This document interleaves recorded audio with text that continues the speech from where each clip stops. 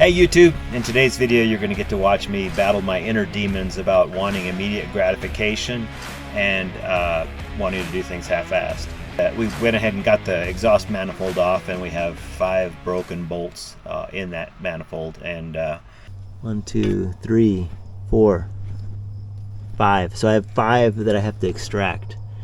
That they are rusted in there, and I think I just need to go ahead and move on and just move forward with getting a V8 in this thing versus doing swapping around, trying to change the head, trying to change the engine, keeping it as a 6 for a little bit longer just so I can drive it right now. So that's what this video is going to be about. We're going to go ahead and dive into that 351 Windsor that we've got and determine the viability of it.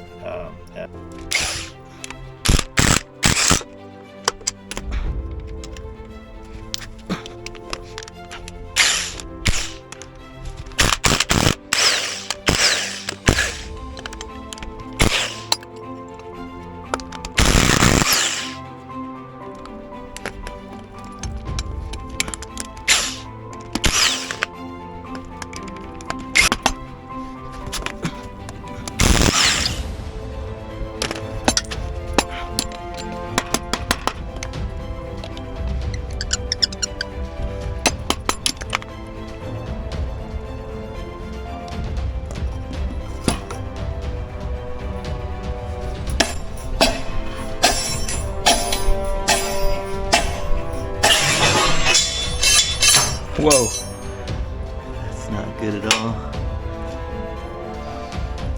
At least I still have 3 on there.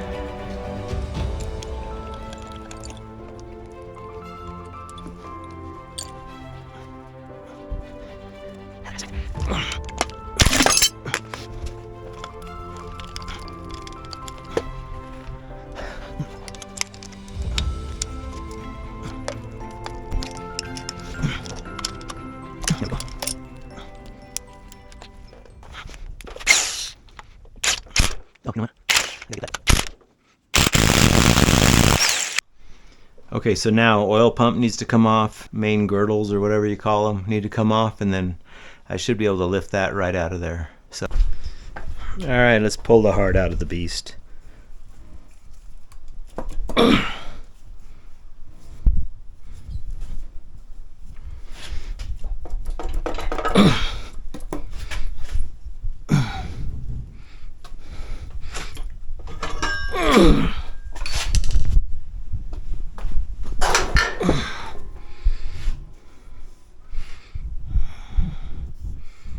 I'm just looking for any additional spacers.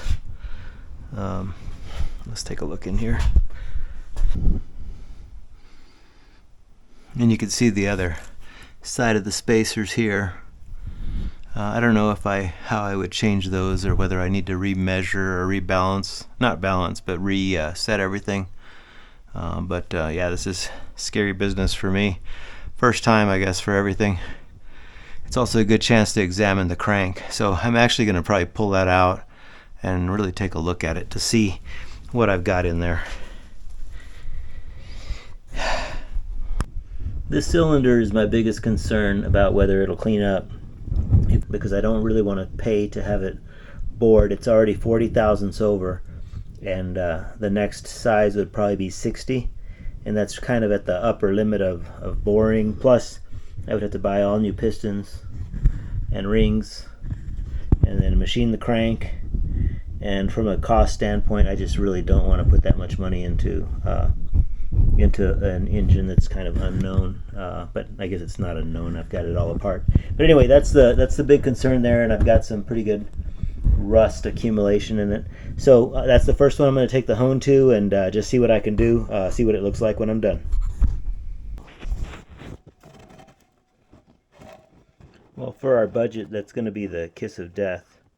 I can feel a recessed area in this cylinder. I think it's right around here. I think I'll show it to you on the camera, the other camera. But yeah, it's I can run the razor blade across this and it feels perfectly fine. But when I touch it, I can feel a dip in it, which means that it has eaten out into the cylinder, and really the only solution here is to bore that cylinder a little bit bigger. So for now, this engine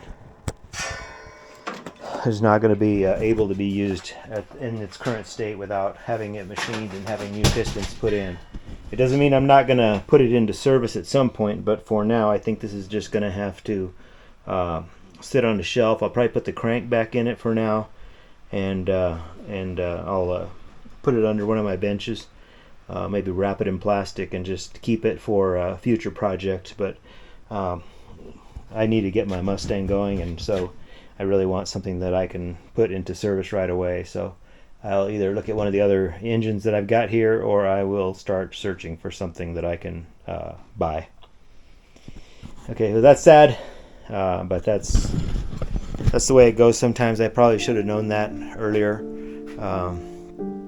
but I mean, I learned some stuff. I had fun. I don't know, maybe I'll still continue to take the cam out of it and see if it's got the original cam, and get some specs on that, and maybe I'll just get motivated and take it and get new pistons put in it and have it bored and just do it right, and go all the way. But for now, it's not in the cards, and it doesn't.